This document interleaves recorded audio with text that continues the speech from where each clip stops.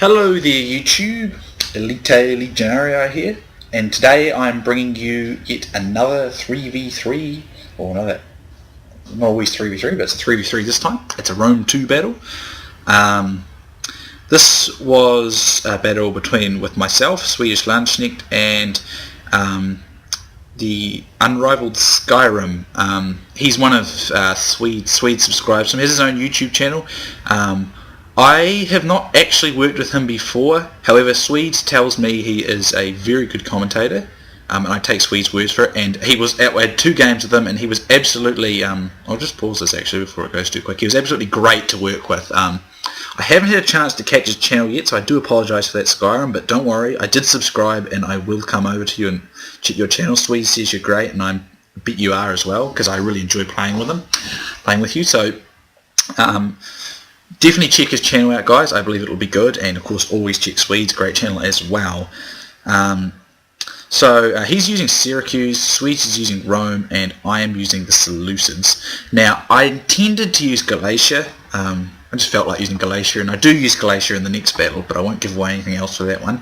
And the reason I went with the Seleucids is because I saw that one of our opponents went with Baktria, and as you can see in that last fight, Baktria can be a real beast, especially when for like barbarian factions, and I wasn't hugely confident that if I had to face Baktria with the Galatians that it would be very easy, and I wanted to be sure, so I bought the Seleucids. So my army's pretty similar to the last army I used, so I don't like to be too repetitive, guys. It's not really intentional, but I kind of thought, because Baktria is very good. If you watch a lot of the kind of, real pro players and stuff, Baktria is one of the factions they constantly use. A very, very good faction indeed. So I was kind of a wee bit worried about it. Well, not worried, but kind of like, I better be careful here. He might have some really good stuff, and Galatia could be kind of tough, and with Skyrim using Syracuse, it's not a bad faction, but it's still way outclassed by Baktria. And Rome, sorry about that, Rome is a good faction as well, very good faction, but again, even it's outclassed by Baktria, and there's another Roman army on the other side, so I thought one of us is going to need a power faction here to counter this just in case. So I went with the Seleucids. So my army consists of 4 units Eastern Slingers, 5 units of Levy Pikemen, so pretty similar to the last build there. I believe it was 4 Hellenic Cataphracts, and I got a camel out here, camel archer rather. Then I had a regular Indian elephant. I didn't want to get the armoured elephant because it was too expensive, because it's got more expensive, it's like 1800 now. And then I had 2 units of Eastern Javelin. I wanted a high damage javelin unit to deal with elephants or armoured elephants, which I was expecting Baktria to have. However, I was completely unfounded in my reasons for bringing the Seleucids, but I'll tell you that in a minute when I finished outlining the Allies' armies. Skyrim's bought 4 Balearic Slingers here, that's going to be really good. Then he's got some Peltas here, probably he's anticipating elephants as well. Some light hoplites, a picked hoplite. Sorry guys, my throat's I'm talking with lots of commentary at the moment, so it's kind of tickly. Then he's got 3 Epeius Lancers out there. Then he's got just a core of standard hoplites, I think. Can't really see anything else. So he's going with more of a cavalry wing and skirmish build, while he kind of just fixes and holds on the centre with hoplites or hoplites.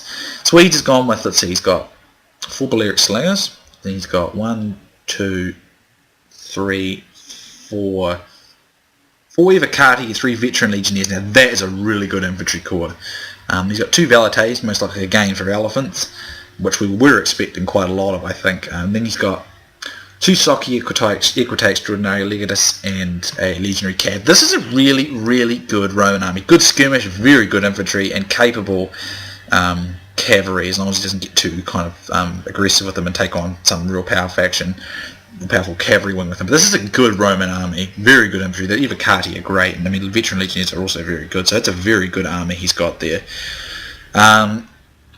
But as I said before, I bought the Seleucid army to counter the Bactrian, what I thought was going to be a real hardcore Bactrian army, which is generally what you run into when you face Baktria. And I was completely unfounded in this, because over here are 4 Bactrian light horse, and I thought there's got to be Hellenic Cataphracts hidden away somewhere. Up the back there is a Bactrian Royal Cav, which is a good Cav. Then he's got 4 elite Persian archers, which have got 3 upgrades. I don't know why he did this. 4 upgrades, actually. Archers are totally outclassed by slingers. And it's just, I don't understand why he did that. So I was a bit surprised at that. Then he's got 3 scale thorax hoplites, or as the game likes to call them, scully thorax hoplites. Then he's got 4 thorax swordsmen. Very unorthodox Bactrian army, and I was thinking, what's this about? It's a strange build. So it kind of, I could have gone with Galatia, I think, and got away with this fight, but I wasn't sure, because I've had trouble with Bactria in the past, and I mean, it's really powerful, and I really enjoy using them. Plus, I haven't actually used the Seleucids in ages, so I thought, Seleucids are fun, so I'll use them. Then we have this Roman player. He's got 3 auxiliary Syrian archers out here. He's got 2 war dogs here. They come to be a bit of a nuisance for me. Then he's got 3 gladiators. Now I can see 3 legionary cohorts, a legatus, and 2 a Socio extraordinary and a praetorian cav.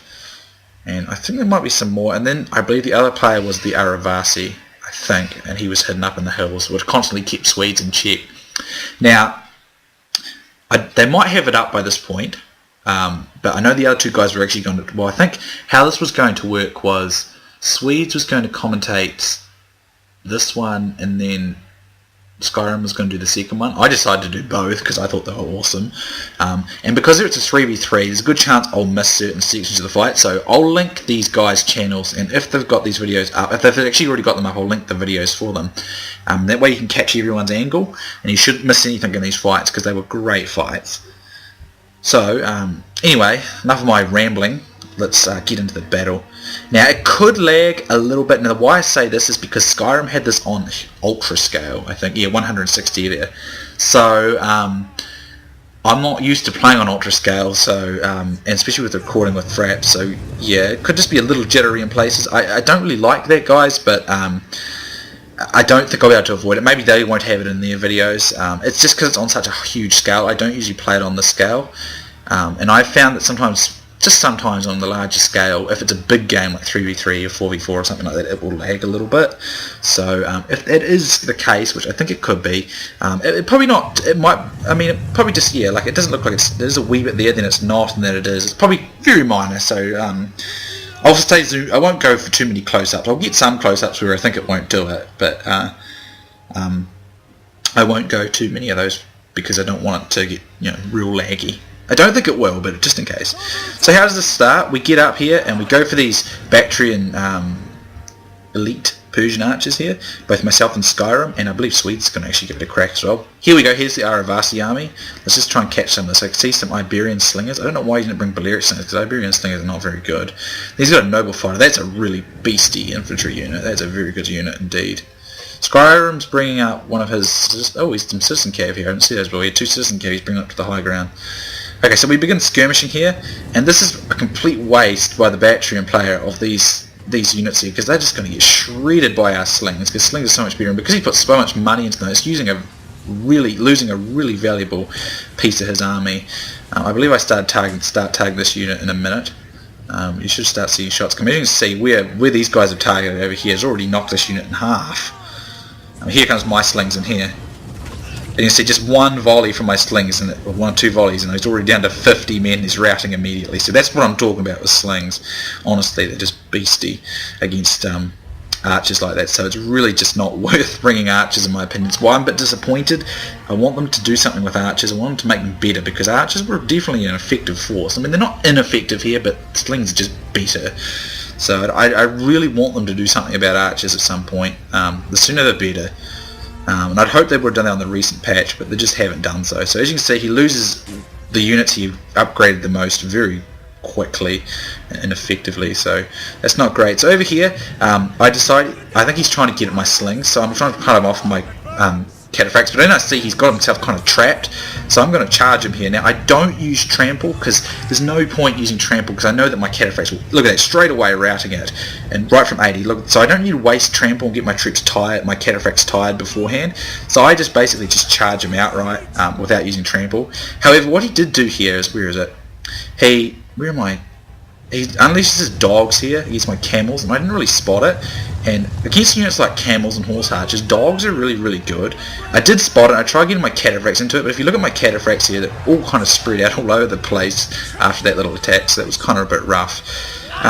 Now the auxiliary Syrian archers come up, and surprisingly they did quite well against this unit here for some reason, but not after losing a lot of men in the process. So I did lose one slinger after it killed 50 men, but I'm going to have plenty of support here, and they're going to lose lots more. And I bring one of my Cato-Arevaci here just to force them away so I can get shots without getting shot at myself. Let's just see. Any more of this Arevaci army? So, nope, it's not been seen. So there's 2 noble fighters. So that's a very good infantry unit. It's kind of like Praetorian Guard, Oathsworn level infantry. That's how good it is. So over here I charge this unit of Socii Equitae Extraordinari. Get my trample down. He's probably just going to push out. Now I didn't want to disengage here because I've used my trample, which is going to tire my men. So I'm going to force this. Well, to a certain extent, I won't go too far from my own lines of support. But I realised that this Cato-Arevaci is pretty isolated now. It has got a bunch of kills, but it's going to be fighting Praetorian Cavalry. And Praetorian Cavalry is strong. I believe melee cav has been improved quite a lot recently, so they're much better against shock cav than they used to be. I still think shock cav is probably better against melee cav than melee cav is against shock cav. But this Cato-Arevaci, as you can see, is managing to hold up 2 Legatus, Socii Extraordinari, I think 2 Praetorian Cav, Socii Extraordinari, and a Legatus. And I'm putting my sling fire in there, and I'm going to bring my Cato-Arevaci around and try and surround it. However, my opponent is on to what I'm trying to do here, and he's going to disengage. Let's see, some more Arevaci units over here, more noble fighters, and a Celtiberian Cav. Canterbury, is it Celtiberian? Yeah, it's Celtiberian cavalry up there. So he brings more of his guys in here. My Cato-Arevaci are holding on nicely though, but now I'm going to come in behind him. But as you can see, this unit here, it didn't want to move for some reason. I had a bit of a glitch here. It wouldn't move. I don't know why that was. Over here I get rid of those war dog handlers just because they were annoying me. But I'm going to surround these guys and destroy them here as much as I can. So I've got a nice surround going on. I'll try and zoom down. It's probably, yeah, there might just be a little bit of lag here, guys. It's just because of the sheer scale. As I don't usually play on huge, I'm pretty sure this was ultra scale, huge scale, or whatever it is on Rome 2. I usually go with large scale. But it will probably reduce as the fight goes on, as things die and at least happens on the field. It already looks like it's starting to reduce. I'm about to get the general here, but he does manage to slip out. He got a pretty good disengagement actually, which is a bit unfortunate because I wanted to kill these cav. He is skirmishing away from me here, and there is heavy shock coming in.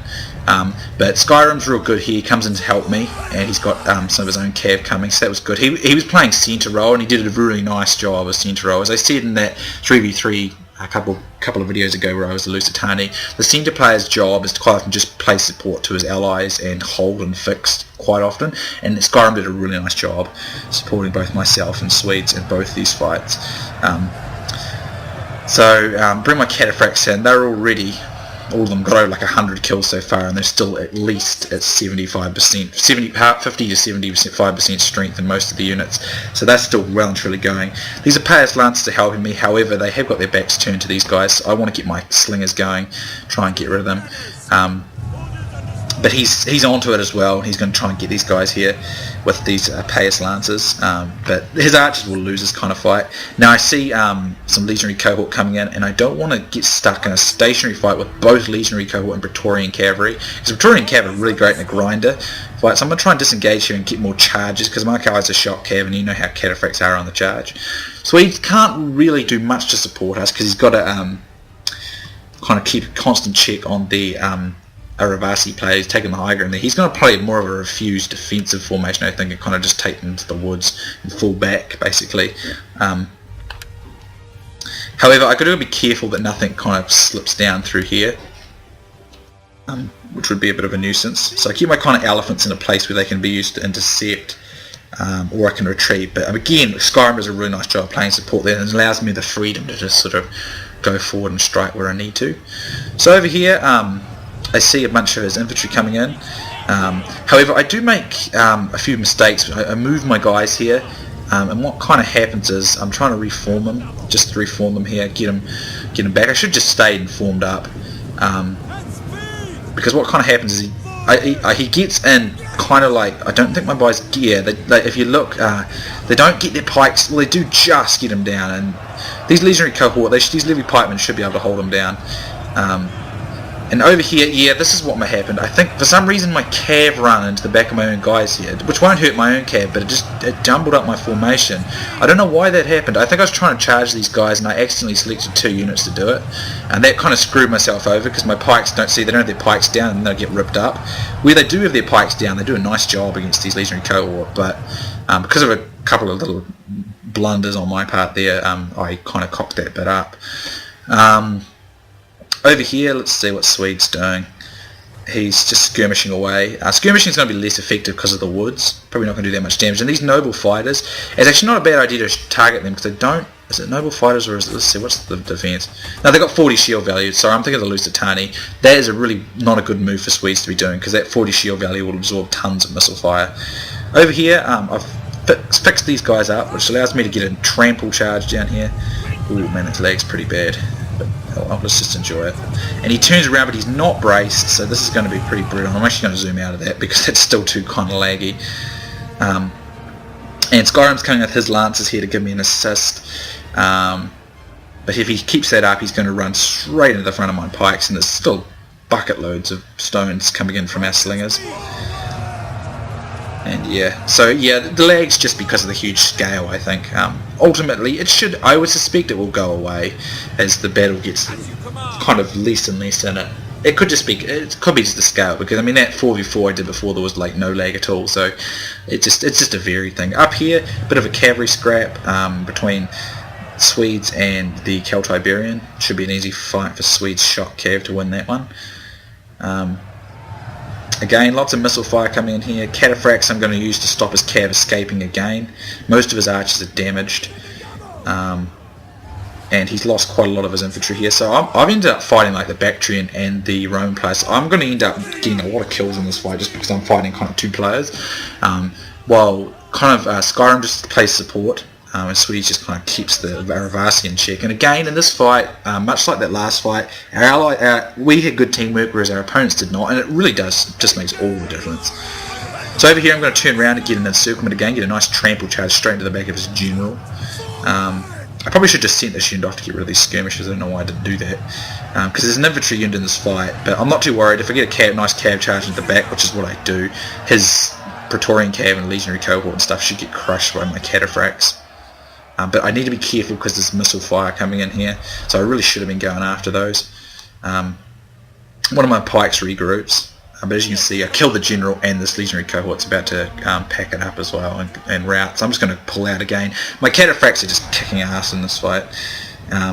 The Roman player keeps going on to frontal fights with my pikes and getting pinned and stuck and losing numbers to my levies. And over here I notice the Arevaci player comes down, so let's just check the rest of his army. Cato-Arevaci spearmen I see.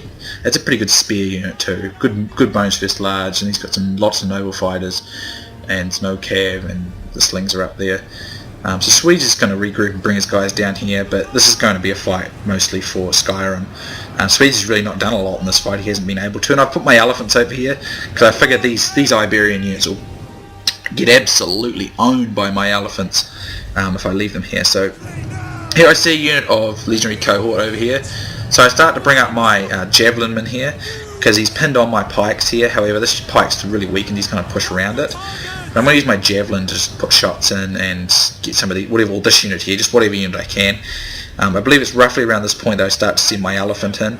I'm waiting for the Arevaci player to fix his troops on these Syracuse troops, so when I send my elephants in there's nothing they can do to stop them.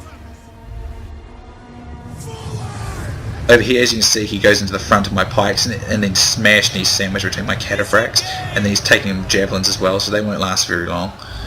Over here I'm making sure nothing's getting hit up here, and there's still lots of skirmishing going on between me and the remaining Roman troops. Here the elephants come into the fight, and it's at this stage I just tell them to I just walk them through. I just keep telling them to walk onto the locations, and they just absolutely rip into them. Already look at the kill rate, look how quickly that's climbing. Just in a few seconds they go up, probably like 20 seconds I've got 120 kills. And I put Stampede down, that'll help it even more. And now I see all these gladiators here. Gladiators are very dangerous, you can get them into a pin flame, but if they're isolated like this, a unit of cataphracts will just absolutely destroy them. They've got, as you can see, no armour, and a trample charge against them will absolutely ruin them. So My elephants, I'm letting them just go crazy. 150 kills there. I'm just going to keep them stomping around through the lines there. If they shouldn't go amok. There's nothing shooting at them. And my ally, I believe these guys rallied them as well. They're honestly going to tear their opponents up. While supported by all these units here, these Arevaci are doomed. So I'm going to prepare for a charge against these gladiators. As you can see, my pikes are getting kind of jumbled, so I keep trying to regroup them and stuff. Pikes can be a bit funny to use at times, but I probably did make some mistakes with them because I kind of moved them at the wrong times. But as you can see, these elephants are now at 161. They're just going to keep going. And you know, Skyrim's doing a nice job as well there. And here's where I go for his gladiators, which are isolated and alone. And I think, yeah, I've got trample here. Let's just see how many of these guys take on the charge. And I get them in the side as well. Let's see. I mean, they'll probably just rout like pretty much straight away. Let's see. Yeah, look at this unit's already down to half from full. He puts the frenzy down, that's dangerous. We've got another one coming in as well. As you can see, look at that, those gladiators are already routing just in a few seconds. Honestly, these cataphracts just murdered them, and that's what I mean. Gladiators are really high attack and really good once you get them into a pin flank, but never let them get hit by missiles and never let them get charged by cavalry because they get destroyed. So he's going into the front of my pikes here, and I've got javelins putting in support. As you can see, all is, and I put my defense up on here just to give my guys a little more. As you can see, it destroyed all those guys as well. Elephants have kept going. They're now at 353 kills. They just stormed everything there. And I'm on disengage, and yeah, as you can see, it's running a bit smoother now for the most part. So just because it was on such large scale and so much happening, and occasionally some battles are just different than others. Over here, that looks like there's a bit of a cavalry scrap. But it's completely outmatched. Oh, it's a noble fight of it, and it did very well, 141. So trust me, it's a very, very, very good melee unit indeed. Same with the Lusitani Noble Warriors, or whatever it is they are, I forgot what they're called. Very good units. They're kind of like Praetorian Guard, Oath Sworn, Galatian Royal Guard level. Very, very good swordsmen, but very expensive as well, so make sure when you use them you don't waste them. That's basically what I would recommend. So now the Bactrian player, who was very hasty at the start and then didn't really support the Roman player at all, is completely left alone, and all three of us are going to converge. I'm sending my elephants up the top here just to kind of come down from get a downhill whack, and then I'll come round. Well, I'll probably form up my infantry along here and send my cav around here, and the other guys will probably just do their own thing. It's just going to go in and get some kills at this stage. So as you can see, look at these cataphracts, 205, 235, 206. They've got a lot of kills, let's put it that way. I think one of them is finally broken, but they've done a lot of work this fight. I love cataphracts, they're epic. Now here the opponent, I saw him charging me, and I stopped, but they didn't put their pikes down, so ordinarily that would be a disaster for the Bactrian player, but they didn't quite get their pikes down in time. I saw it as I was moving and I stopped, but just not fast enough. However, still he's going to lose men unnecessarily. And I've got javelins and other pikes in support and slingers, so these units are going to get destroyed. He's going to lose his general very, very soon. As you can see, much less lag now, so yeah, just because of the huge scaling of it. I don't mind the idea of huge scale. At least on Rome 2, it doesn't seem as hard to use huge scale as it was in the other games. He runs into the front of my pikes, and this is where Levy Pikemen will clean up. These thorax swordsmen, like a pretty solid sword unit, will not be able to stand up to these guys from the front. Absolutely just get devastated, even against Levy Pikemen. So when you get your pikes into the front like this, very good. And I take them out of formation attack because that makes them much more aggressive. When you use them, they're out of formation attack now, and that means they're trying to push forward, which is better. It's kind of like guard mode in like Rome Total War, the original Rome Total War. But as you can see, between Slinger Fire and Pikes, he's losing a lot of men. And now I'm going to bring my elephants around. Swede has got the high ground there, and Skyrim's in there. And it's kind of just a race now. Who's going to get the most kills? Who's going to deliver that final blow? I'm waiting for a few of these units to get pinned on Skyrim's forces and then send my elephants in. Although they're hoplites, so they probably do okay against the elephants, but they're a bit tired. I activate Trample here and I see a unit that's pinned, and come my elephants with their 385 kills, and I should be able to finish these scale thorax hoplites off for good with these Indian elephants now.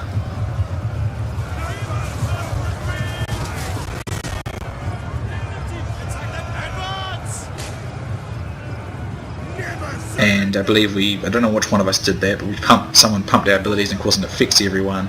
Swedes coming in now, it's all a race to get the kills, and basically my cab come in and we finish off that group. So let's have a look at the statistics there.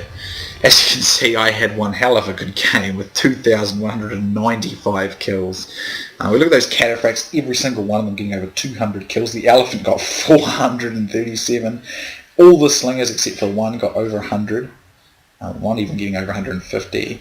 And the two javelins, one of them got 145. And even a couple of the pikes that actually got to fight from the front there, look, 70, 70, 50. For levy pikes, that's really good. So if you can get those lower quality infantry units from the front, even with levy pikes, you're going to get some pretty damn good kills.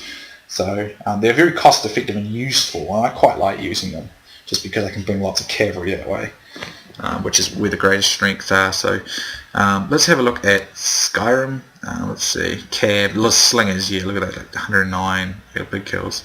And his hoplites actually did a nice job, and the pelters, he actually did really nice. He played a very nice job of support, allowing me to be really aggressive on my flank, and Swedes, he just covered Swedes where Swedes need covering, but Swedes lost 96 men, so it tells you how much of a fight he didn't really get into. So it looked like his infantry got no kills and took no losses. His slings and his cav did all his work, so he didn't really get to do much in this fight, because the Arevaci player was sort of off doing whatever.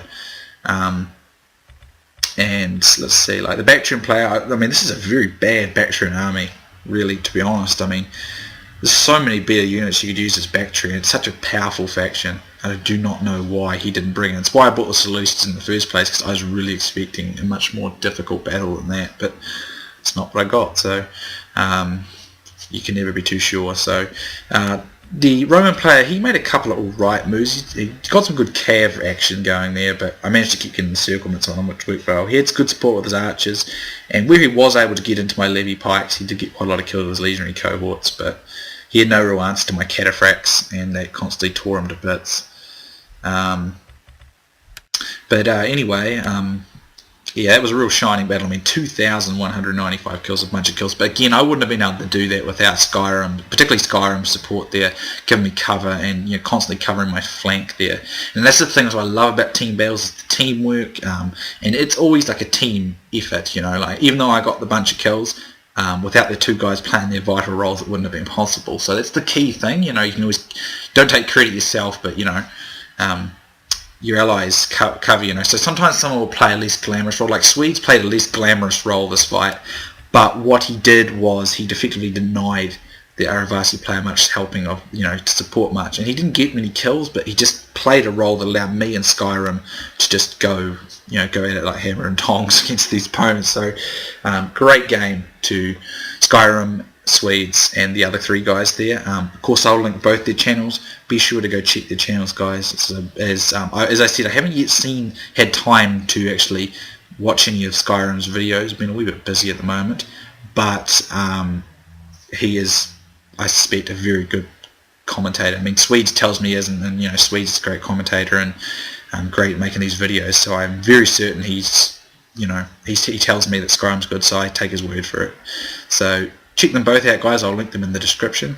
Hope you've enjoyed. Sorry if I was a bit long-winded here, but just was a great battle and it was exciting to talk about it. So anyway, guys, thanks for watching, and I'll see you soon next time.